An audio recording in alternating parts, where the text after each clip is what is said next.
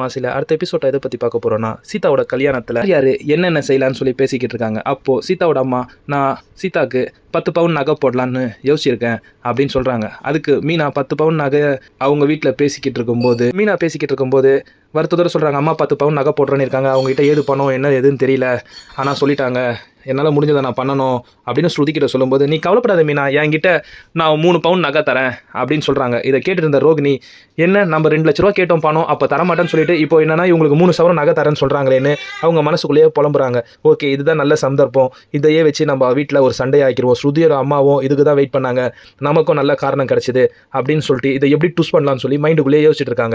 ஸ்ருதியோட அம்மா சொன்னது அவங்களுக்கு ஞாபகம் வருது, இவங்க 2 பேரையும் எப்படியாச்சும் பிரிச்சிருன்னு சொன்னாங்களேன்ட்டு, இதுதான் நல்ல சமயம்னு சொல்லிட்டு ஸ்ருதியோட அம்மாவுக்கு கால் பண்ணி, ஆண்டி இந்த மாதிரி உங்கள் பொண்ணு அவங்களோட நகையெல்லாம் எடுத்து அவனோட தங்கச்சிக்கு கல்யாணத்துக்கு கொடுக்குறதா இருக்காங்க அப்படின்னு சொல்கிறாங்க. உடனே கோவப்பட்டு ஸ்டுடியோட அம்மா கிளம்பி வந்து முத்தோட வீட்டில் வந்து மீனா கிட்ட சண்டை போடுறாங்க. என்ன என் பொண்ணோட நகையெல்லாம் பிடுங்கி